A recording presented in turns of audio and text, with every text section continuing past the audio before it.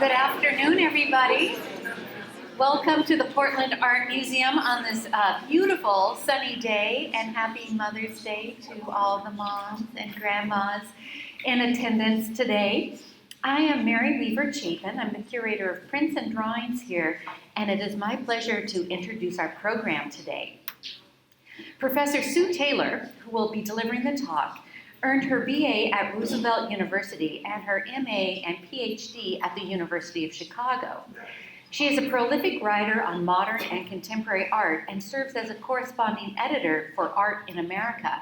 You've probably seen her writing in numerous other journals as well. In her native Midwest, Professor Taylor held curatorial positions at the Milwaukee Art Museum, and in fact, I later sat in her very seat at the Milwaukee Art Museum about a decade later, so I've been following Sue around for a long time. While in Chicago, she worked at the Milwaukee Art Museum and then also at the Smart Museum at the University of Chicago and the Museum of Contemporary Art in Chicago. She has taught at the School of the Art Institute, Northwestern University, and the University of Illinois, and she wrote a weekly column for the Chicago Sun-Times. In 1997, she relocated to Portland, and she taught for many years at Portland State University. She has recently retired and now enjoys life as Professor Emerita of Art History. Professor Taylor began her research on Grant Wood with fellowships from Georgia O'Keeffe Research Center and the Smithsonian American Art Museum. The resulting book, Grant Wood's Secrets, is forthcoming this fall and is supported by grants from the Wyeth Foundation for American Art, the Society for the Preservation of American Modernists, and the American Psychoanalytic Association. Professor Taylor's long-standing fascination with psychoanalysis informs her award-winning teaching and writing about art. We're excited today to have her in dialogue with psychoanalyst and professor of psychiatry, Dr. Kathryn Zerbe, on the topic of Grant Wood as his father's triumphant son. We are very pleased to be partnering today with the Oregon Psychoanalytic Center. The Portland Psychoanalytic Center is a nonprofit organization which offers advanced training and continuing education to mental health professionals. OPC also offers community outreach programs on a variety of topics and is open to all who are interested. Psychoanalysis is a theory of mind as well as an in-depth talk therapy which addresses fundamental issues such as identity, emotion, trauma, relationships, and the capacity to live fully and creatively. Psychoanalytic theory also provides a useful frame for thinking about the arts, history, contemporary issues that stir and affect us all. Thank you, OPC, the European and American Art Council, and the Graphic Arts Council of the Museum for supporting this fascinating program today. We'll begin with Professor Sue Taylor.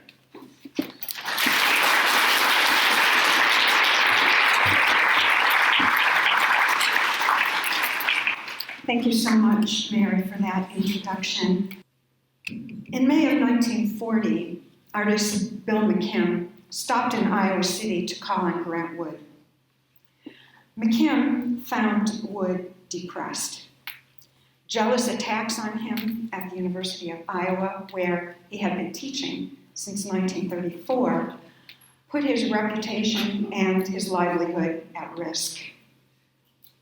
Fellow faculty gossiped that he worked from photographs, which he sometimes did, that he could not draw, that he locked his studio door and had students paint his pictures for him, and, less fantastically, but even more damaging, that he was a homosexual.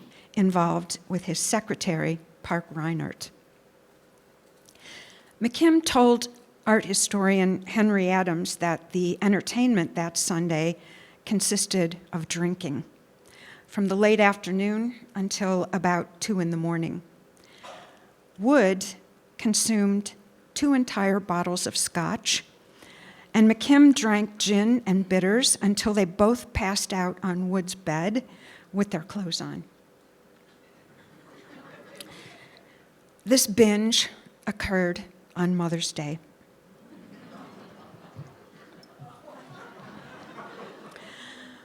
Wood's adored mother, Hattie Weaver Wood, had died 4 years earlier, and I imagine he must still have missed her terribly.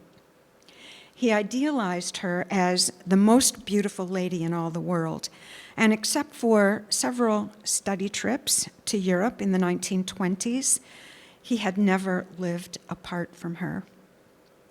On one of those trips, he bought her the treasured cameo that she wore in the Mona Lisa-like portrait that Wood made of her in 1929, Woman with Plants.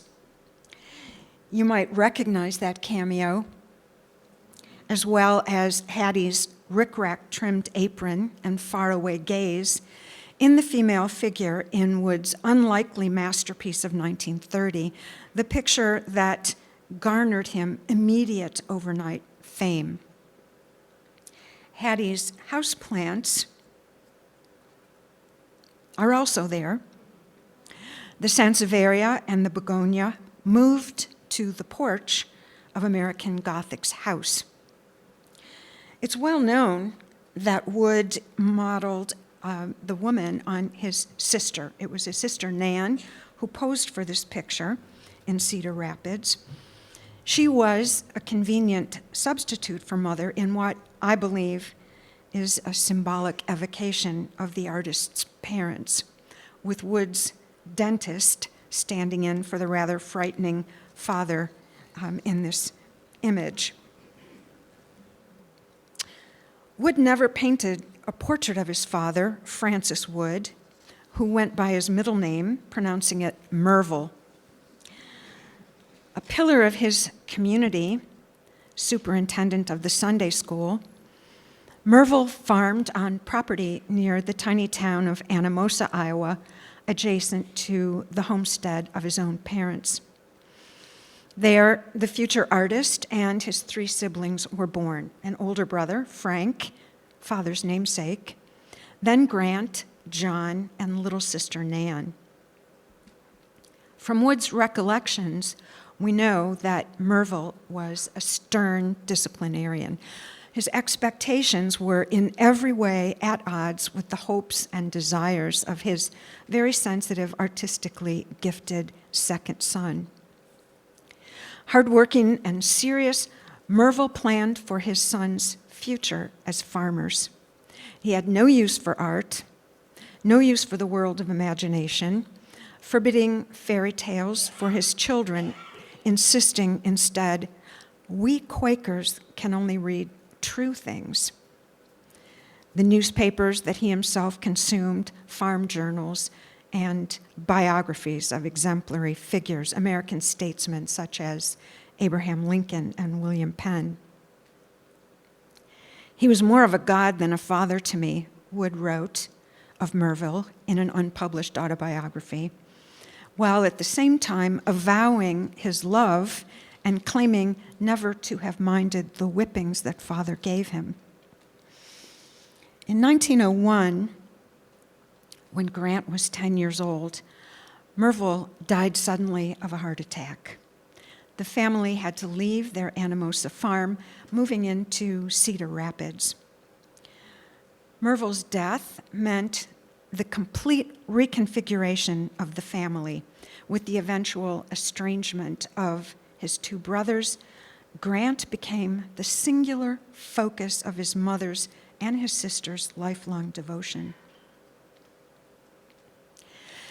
Like all children who lose a parent at such a vulnerable age, Grant was in an impossible position.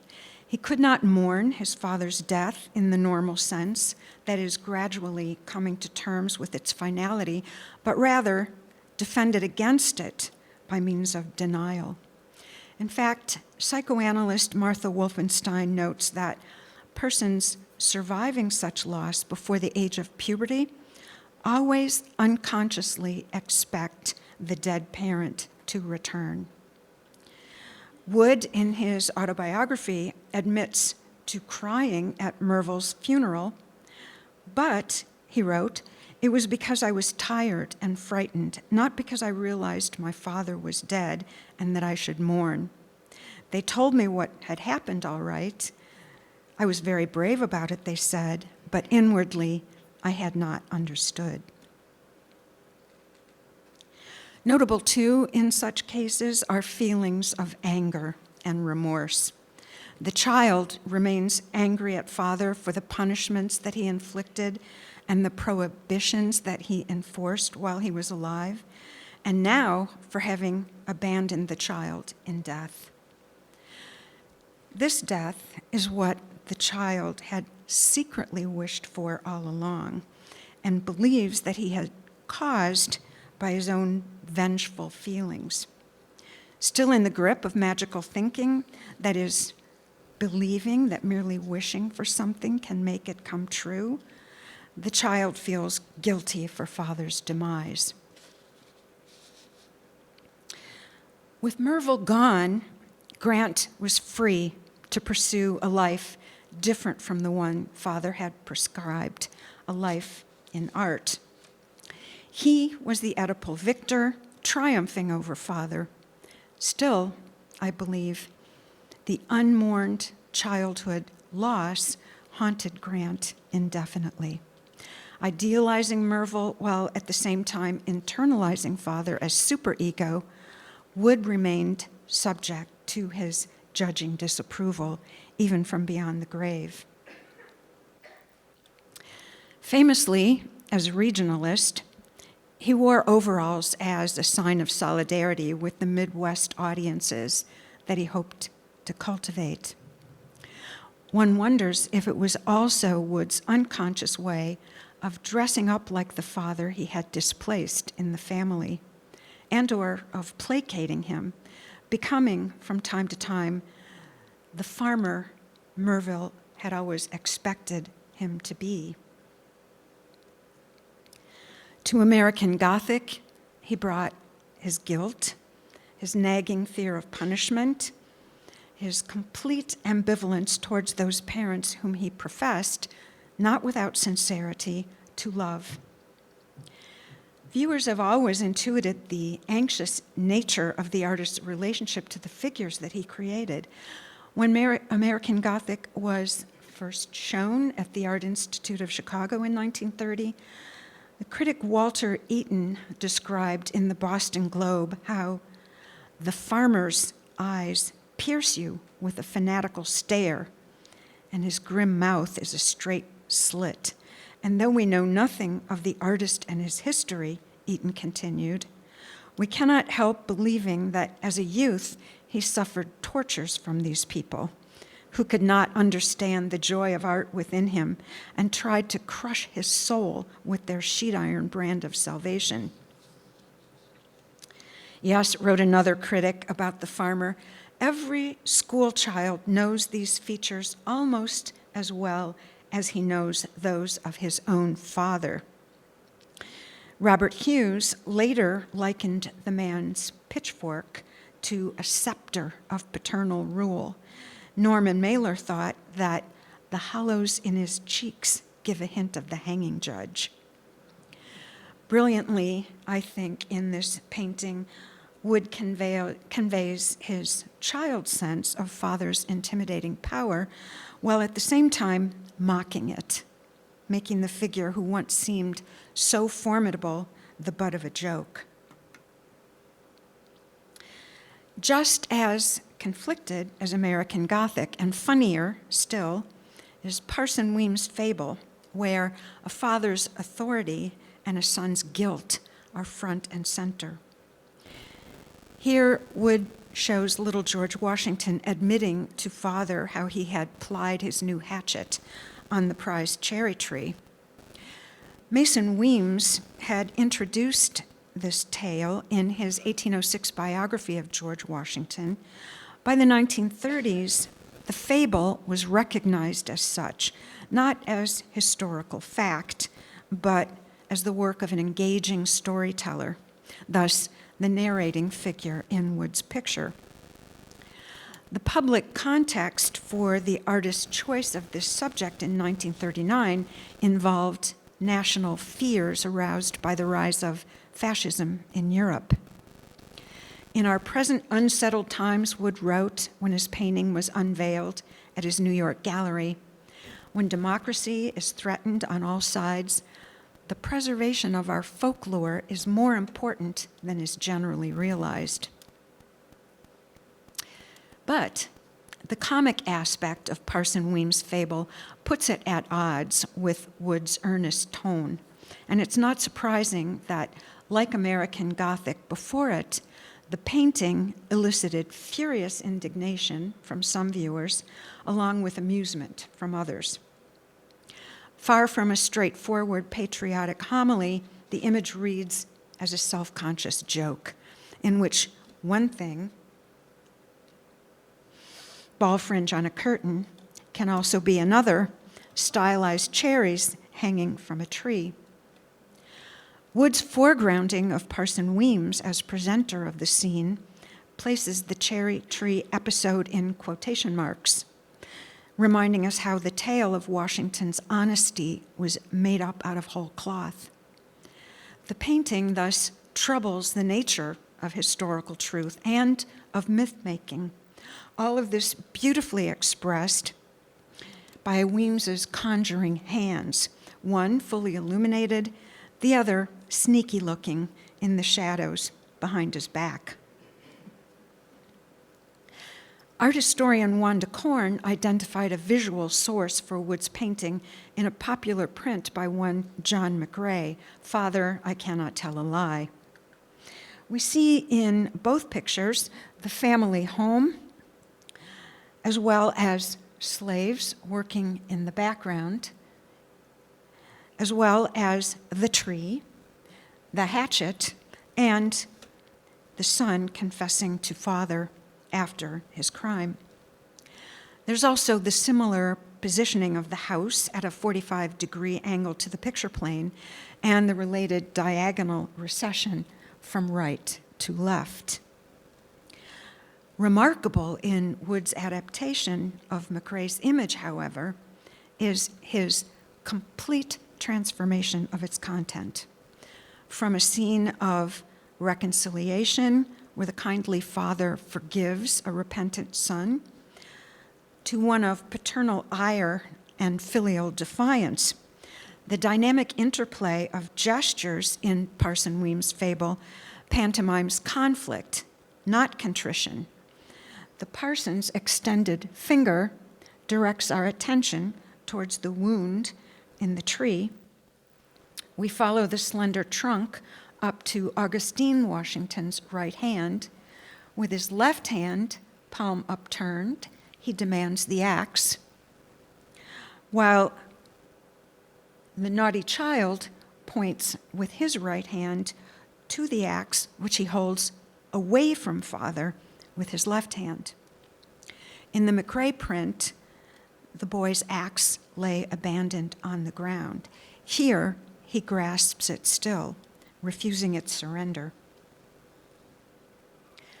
Contradicting everything about the moralizing myth he resurrects for public, putatively patriotic ends, Wood creates a dream of private significance in which the guilty son remains intractable.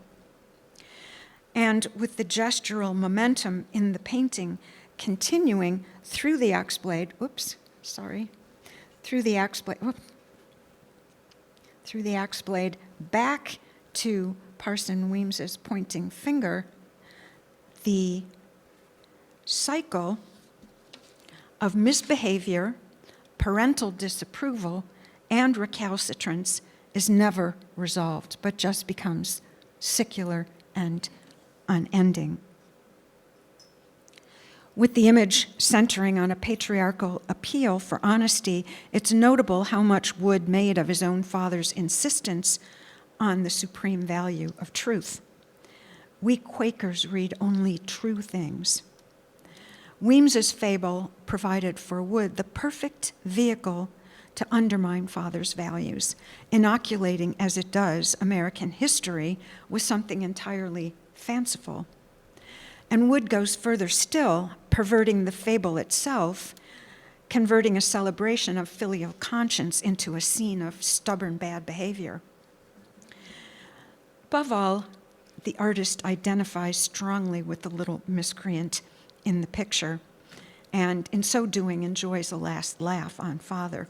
And we should note that Grant Wood, named for another American president, Ulysses S. Grant, shared George Washington's initials, GW, and his birth month.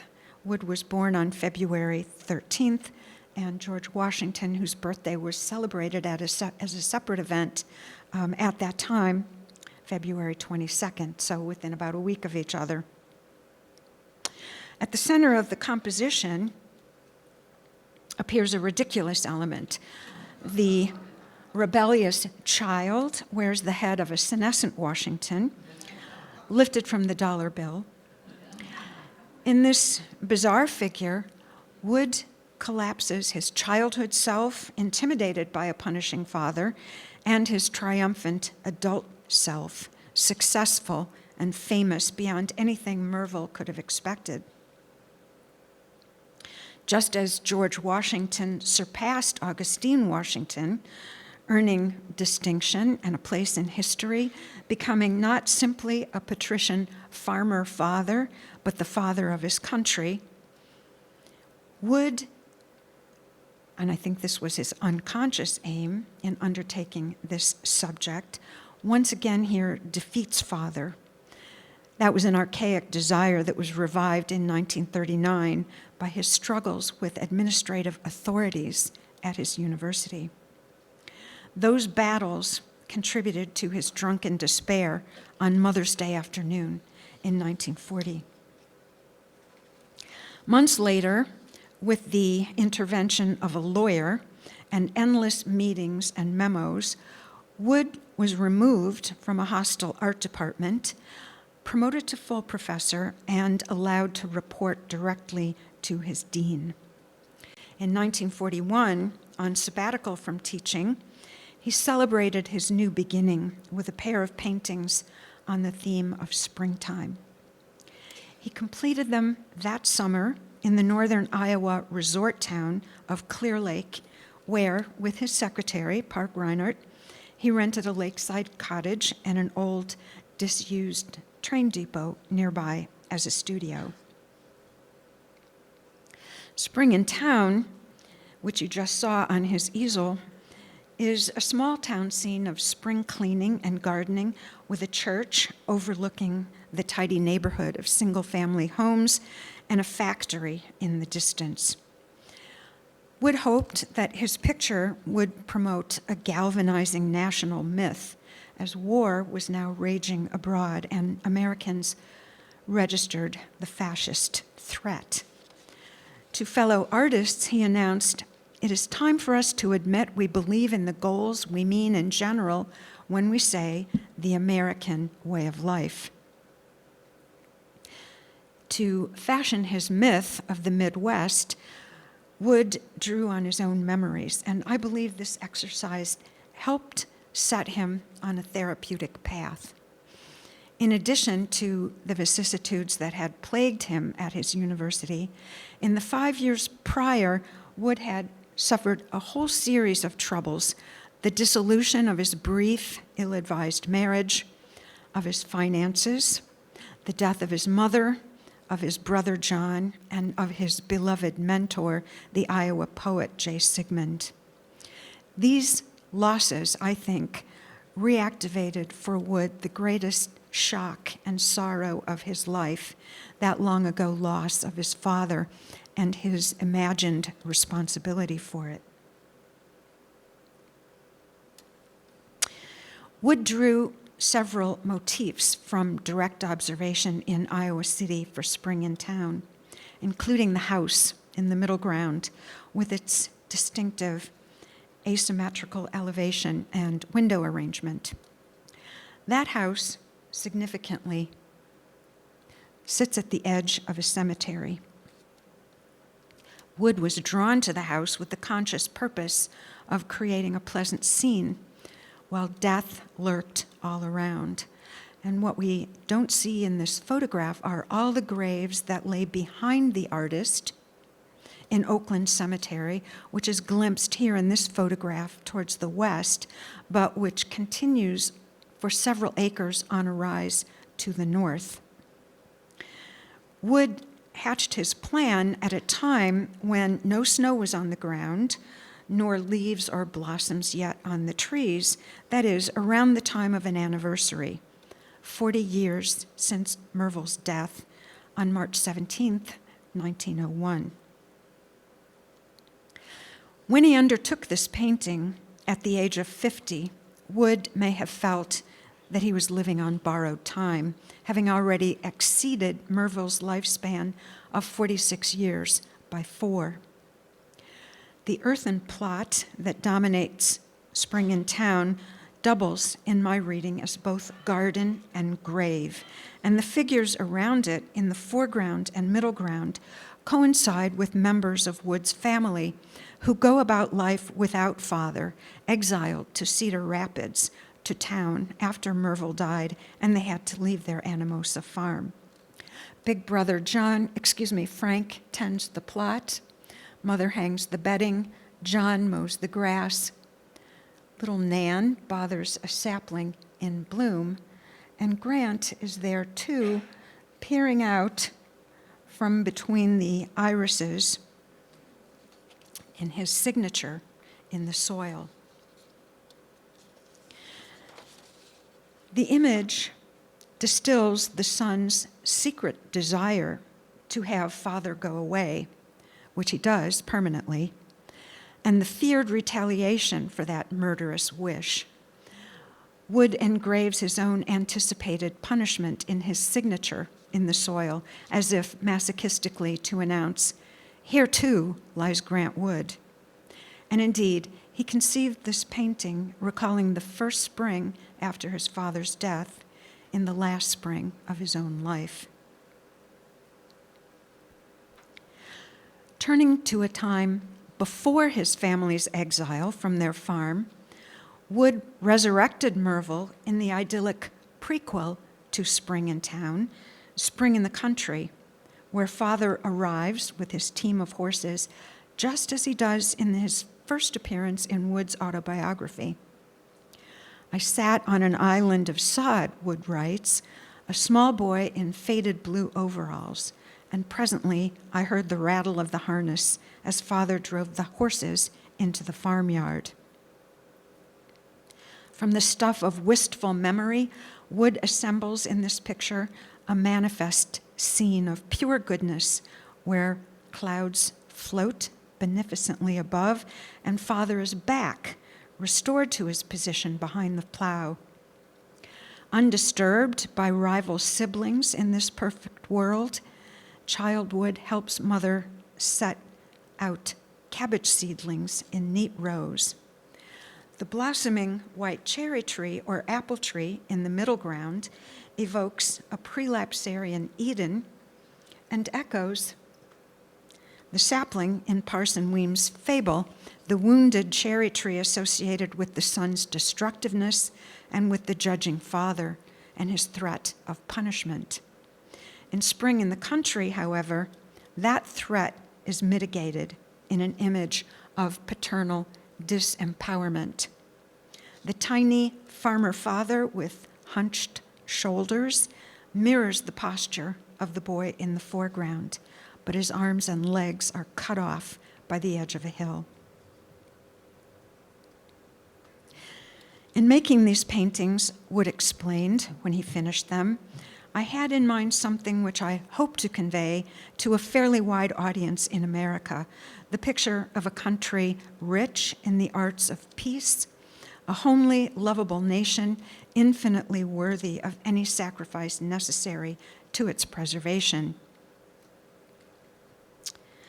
To find the lovable ideal that he wanted to advertise to his countrymen, Wood mined his own personal past and the inner world that he had constructed of all its introjected elements, meaning objects including the parents and siblings, internalized, taken into the psyche, where they live on in thoughts and dreams, feelings and imagination, even after their deaths.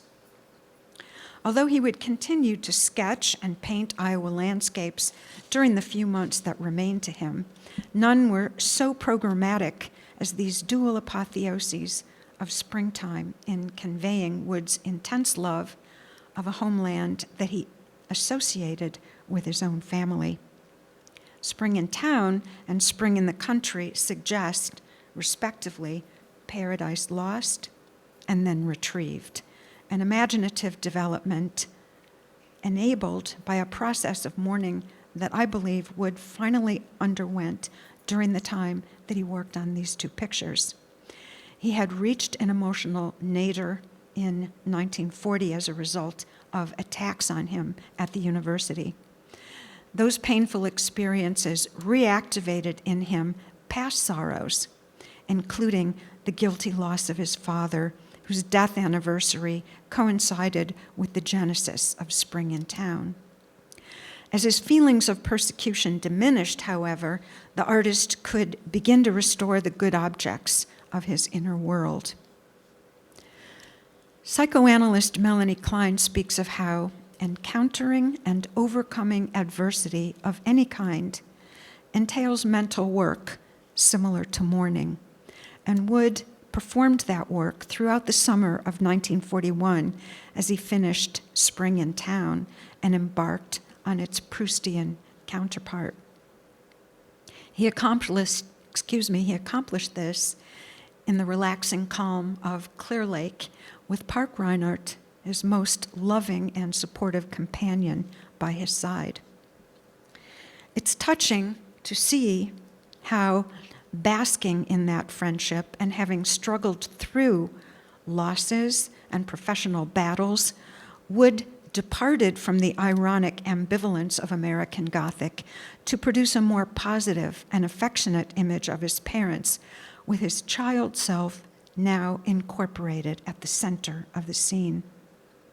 From Melanie Klein's perspective, every advance in the process of mourning results in a deepening in the individual's relationship to his inner objects, an increased trust in them and love for them because they proved to be good and helpful after all.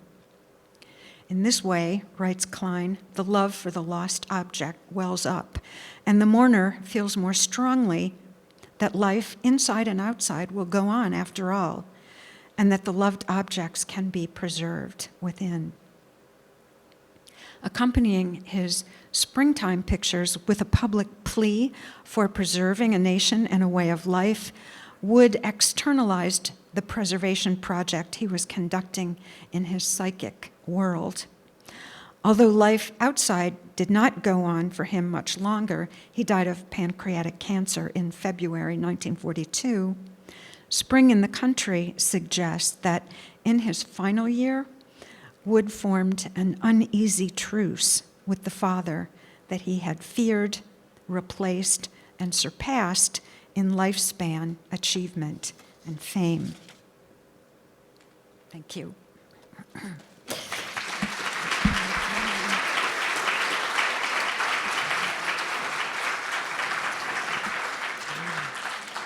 Ladies and gentlemen, I'm truly grateful and really honored to introduce Kathryn Zerbe, MD, a training and supervising analyst at the Oregon Psychoanalytic Center, supervising analyst at the Institute of Contemporary Psychoanalysis in Los Angeles, and clinical professor of psychiatry at Oregon Health Sciences University. Dr. Zerbe is the author of over 100 papers, reviews, and book chapters, as well as 4 books, including the award-winning Body Betrayed, Women Eating Disorders and Treatment, and the subsequent Integrated Treatment of Eating Disorders Beyond the Body Betrayed. Dr. Zerbe has also written and lectured internationally on the psychological lives of artists, such as Emily Carr, Mary Cassatt, Bert Morisot, and Edward Manet. A focus of this work is resilience and the particular role of the mentor-mentee relationship in promoting emotional growth over the life cycle. Dr. Zerbe's most recent scholarship extends to the fascinating subject of secrets, exploring the difference between maintaining healthy privacy and withholding unhealthy secrets, and how keeping secrets may impact physical and psychological well-being. She maintains a private practice in Portland for adult psychiatry, psychodynamic psychotherapy, and psychoanalysis. Please welcome Kathryn Zerbe on Grant Wood.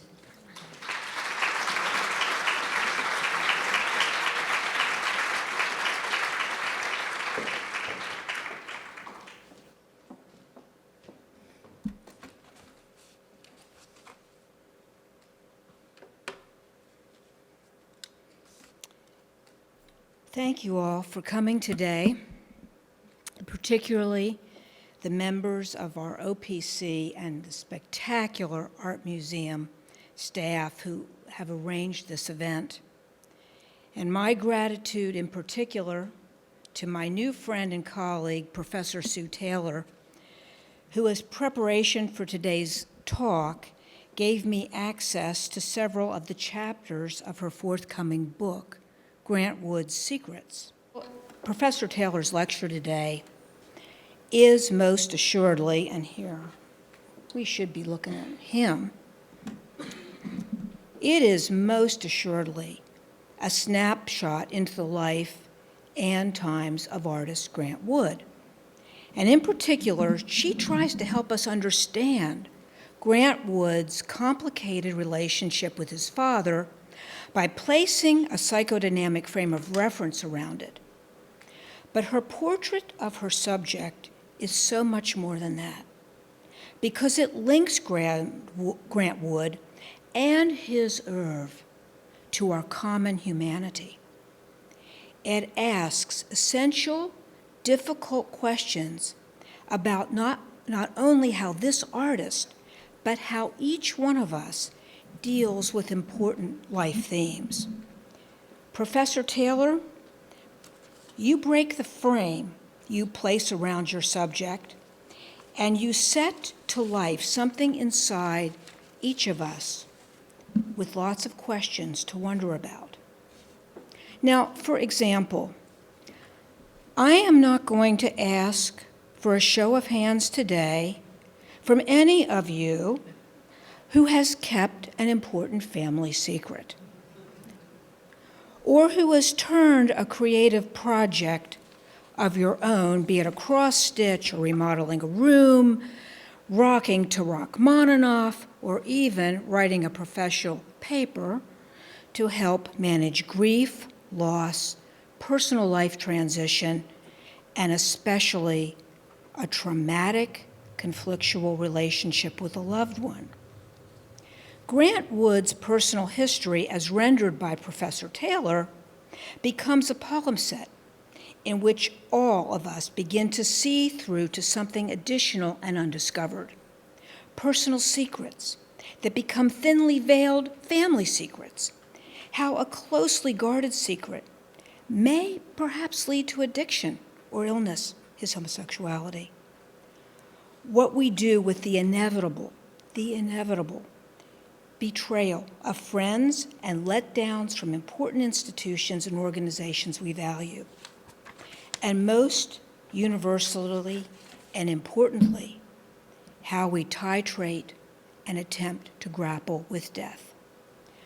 I'd like to quickly review just 3 of these themes in question by using 3 questions that I believe Professor Taylor poses of her subjects, which include us, not just Wood, but all of us.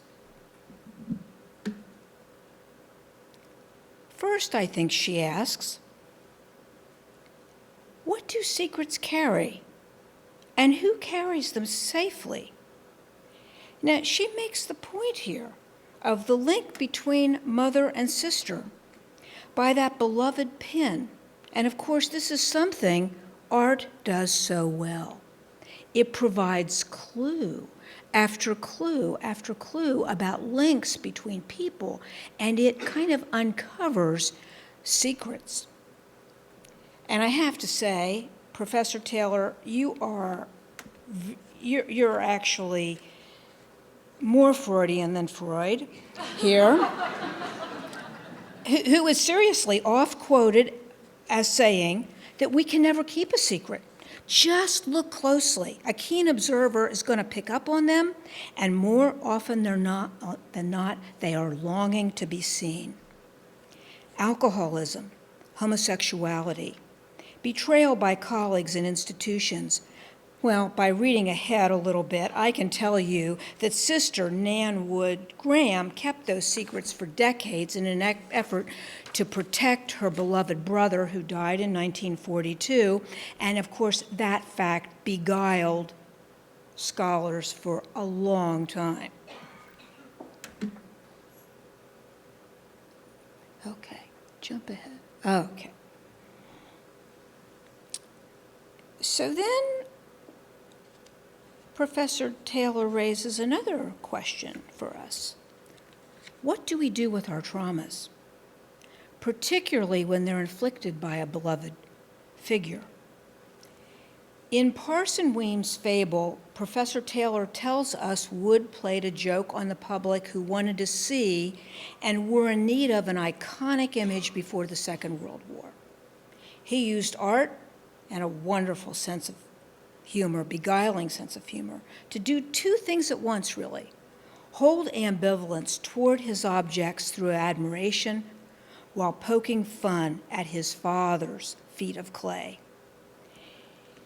It's a memorial project all of us intuitively understand and engage in.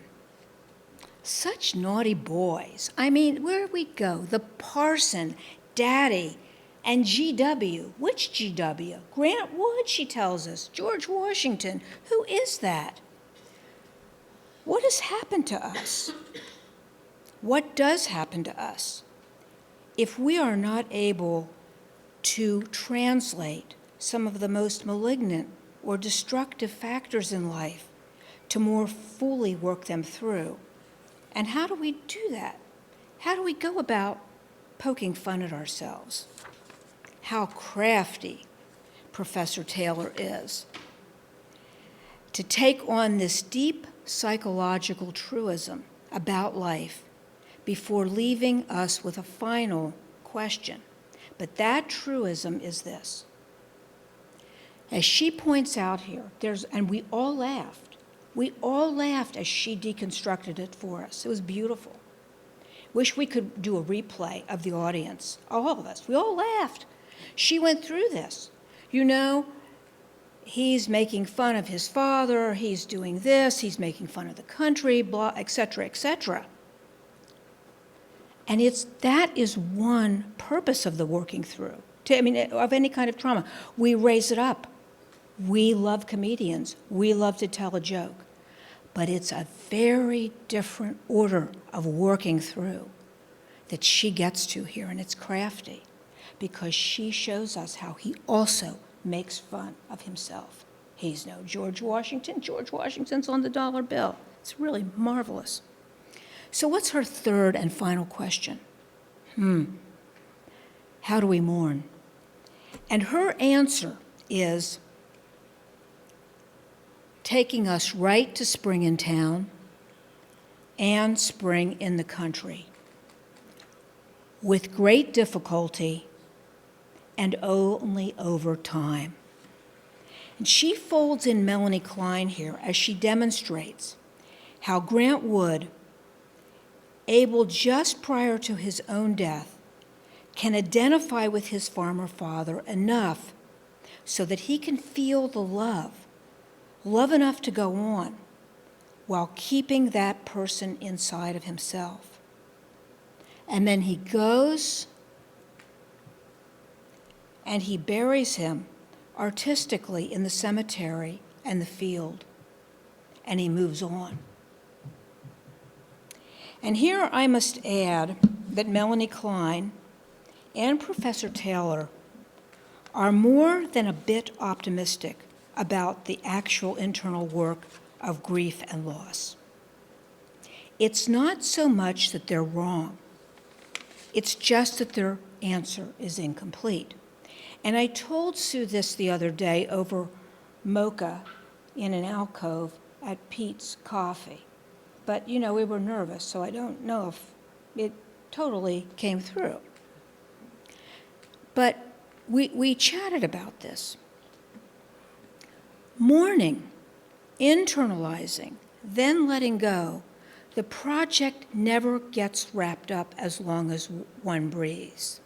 See, wood dies, as she points out, right after, here we go, right after these paintings. So we don't get to see the waxing and the waning of an ongoing mourning process. Contemporary psychoanalytic theory says, and I would say contemporary psychoanalytic practitioners, psychodynamic practitioners, look at mourning as a project that is never done, never complete. There's always another chapter. However, in just 30 minutes, Professor Taylor, you've rendered a living collage of some of the most earthy, sticky, weighty, subterranean stuff of life by using selective threads of Grant Wood's biography and linking them to what psychotherapists actually do in our offices every day and what we all have to do as human beings, authentically, with great humanity. We have to see what stays unresolved. We have to face many different factors, deal with grief and loss, bear witness to trauma, and keep secrets, lots of them. So much of this bears repeating and rehearsing over and over again because it never gets done in one sitting. And maybe I should say here, since I am part of the Psychoanalytic Center, that's good for business. Because, really, I mean, it's no longer one analysis like Freud did for 3 or 4 months. I mean, we thought back in the 80s it was a long time for 5 or 6 years. People come and go. They come back. They do chapters. Enough for the discussion. You get it. We can't do it. We can't do it in a sitting. We don't do it in a lifetime. But we learn from your work, Sue, about Grant Wood. And we see ourselves, and we have to face that gnawing, perplexing question that's always there. Why do I feel it? Right here, right now, on Mother's Day. It's worthy of considering the next time you ever come full stop in front of any work of art. Professor Taylor makes that clear with extraordinary psychoanalytic stealth. Thank you.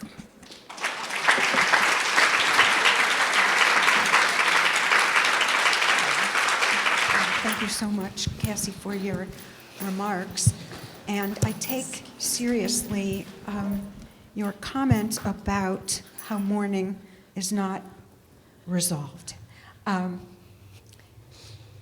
I think I have to look at my own motivations, having developed a relationship with this artist over years, trying not to idealize him and calling him to account for his occasional meanness and misogyny, but also wishing the best for him, respecting the devices that he developed as a gay man living in Iowa in the 1930s, which was a very dangerous proposition.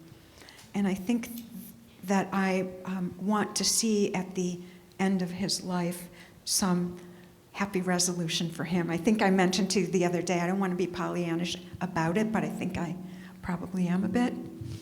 And now, Stephanie, if we're... Thank you very much for the presentation. What I would like to know is, I understand the rationale based upon your statements of the reason he painted. What makes his paintings artistically great? We understand after a lot of introspection and years afterwards, I assume people examined and came to the conclusions that they came to as to his motivations. But what makes his paintings great in the sense of being artistically great? I confess to you, I don't think Wood is a great artist. I think he has a way with composition which is superb. He has an intelligence that enables him to mine art historical precedent and put it to brilliant use. I think the fact that he felt so deeply conflicted about his parents is what makes American Gothic the extraordinarily well-known picture that it is today. I do believe that on some level, viewers recognize their own parents in that image. Not me, because I'm not conflicted about my parents, but I'm certain this affects all of you. That series of quotes that I relayed from critics who respond to this picture and constantly invoke father, father, father, if not mother, I do think that people see those figures as parental imagos.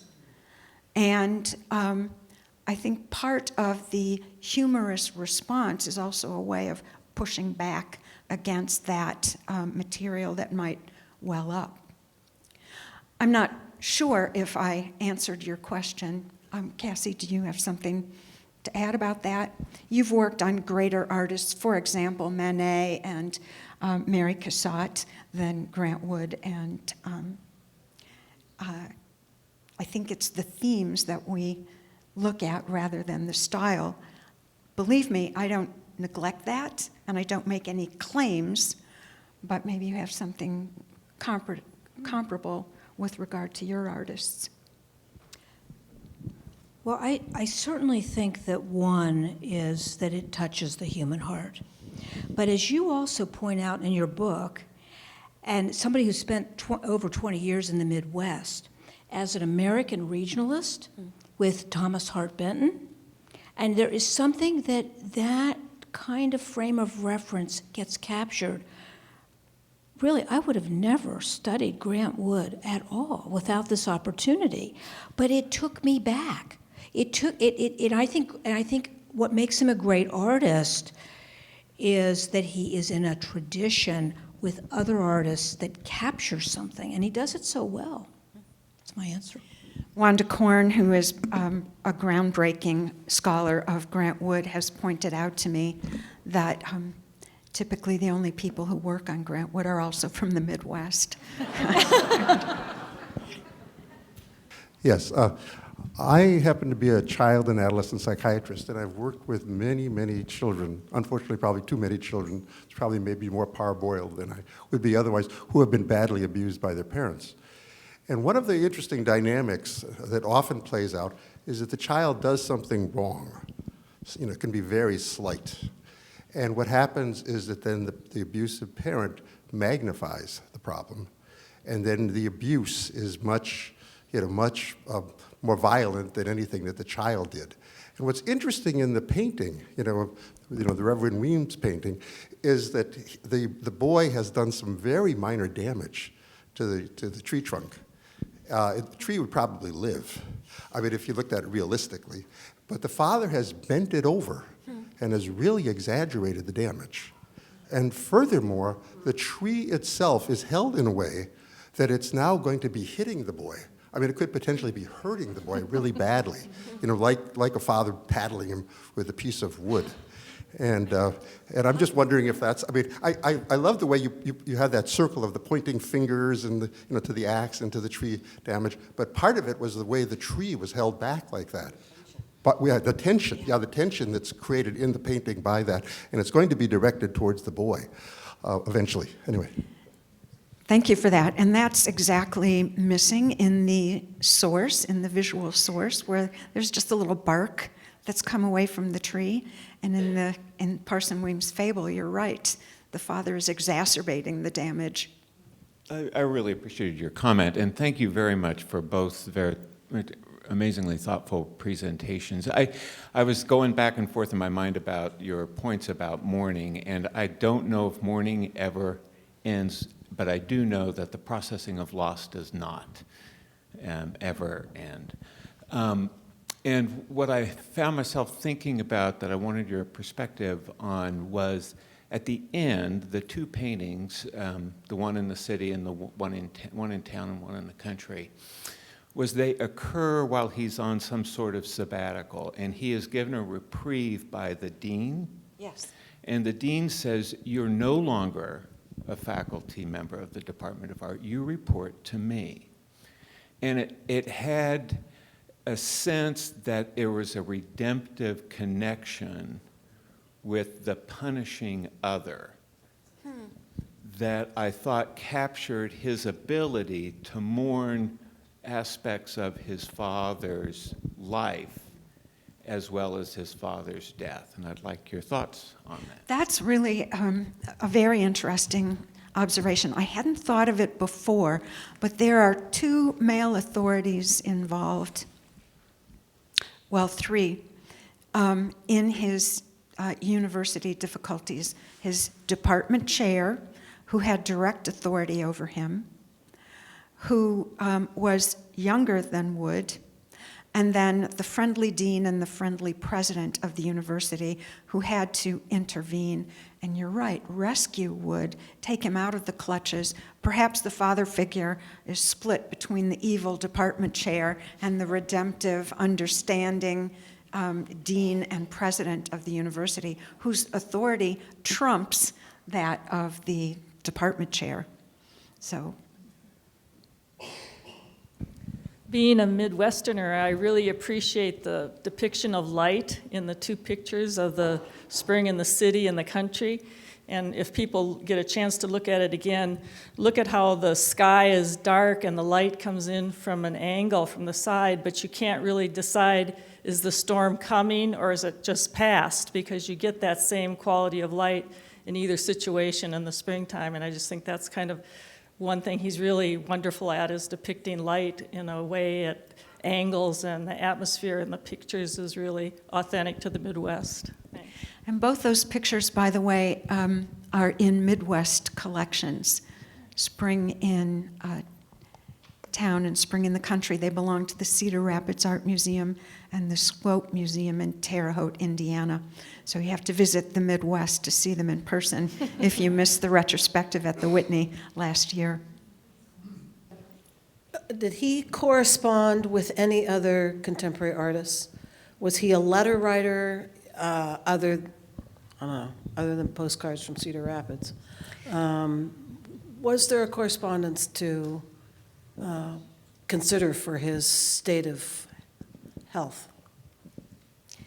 He was great pals with Thomas Hart Benton, which was itself a problematic relationship. Benton was known for his homophobic diatribes, and yet he loved Wood. Wood corresponded with him and with John Stewart Curry, with a number of other artists. He was involved in the WPA in Iowa and worked collaboratively with other artists as well as with his students. As far as correspondence goes, some does remain between Wood and, for example, his dealers and publishers at Associated American Artists. Personal correspondence is a little bit less revealing. His sister, as Dr. Zerbe mentioned, stewarded his legacy for many years, and if there were any revealing personal correspondence, she would have made sure that it was destroyed. Could you say a few words about his surviving partner, whatever became of the Yes. secretary? Yes. Park Reinhardt went on to join the military and met a woman also in the military service, Phyllis, whom he married within several years after Wood's death. In 1949, they had a son who's named Grant Wood Reinhardt. And several other children followed. I met Park Reinhardt's wife. I called on her in Falls Church, Virginia. He, for many years, served in the U.S. government as a speechwriter, so relocated to Washington, D.C., where he spent the rest of his years after military service. He always stated that he planned to finish Wood's biography, and Wood's sister hoped that he would do so. But it never came to fruition, I think, because Wood was not there to help him. Wood's unpublished autobiography, which I mentioned in my remarks several times and quoted from, stops with the death of his father when he was 10 years old. It was supposed to have 3 parts. 1, his childhood on the farm. 2, his training as a young artist trying to find his way in Chicago at the Art Institute and then in France. And then the 3rd part, his return to the Midwest as a regionalist. But he was never able to write those final 2 chapters, nor was Park Reinhardt ever able to take them up. So what we have ends with Merville's death. Dr. Taylor, of all of the artists, it's me right here, of all the artists that you have studied, and I've taken your modern art history class, so I know about all of the artists in your life. What made you decide initially to study Grant Wood? Oh, and I never planned it.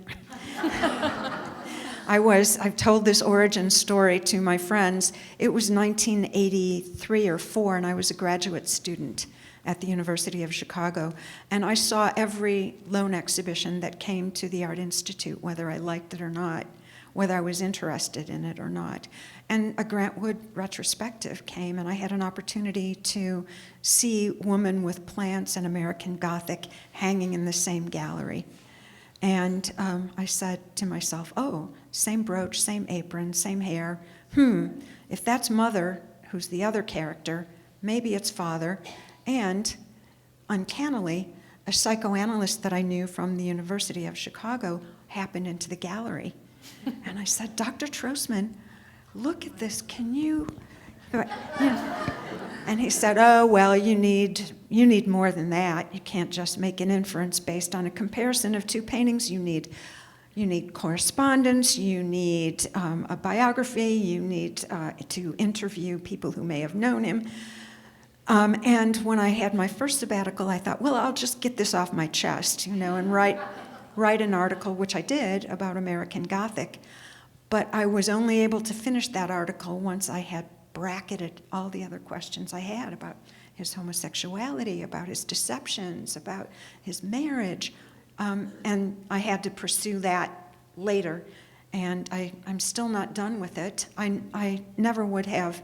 In graduate school, I did my dissertation on Hans Bellmer, who's a surrealist and a pornographer. That's really interesting.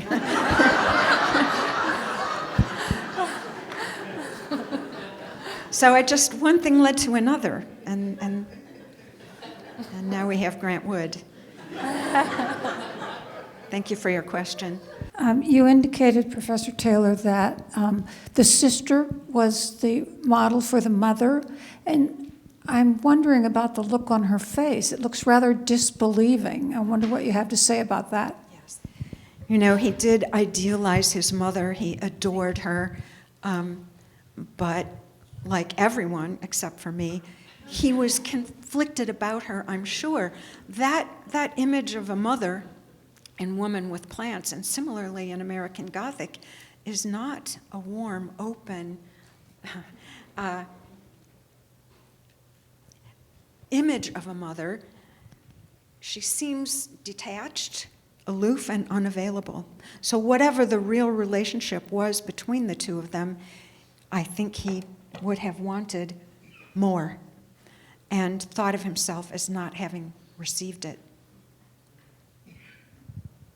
I'm very uncomfortable making these kinds of analyses in the company of Dr. Zerbe and people from the Oregon Psychoanalytic Center, who have all been so open and welcoming and really endorsing and positive. And We can help with that issue.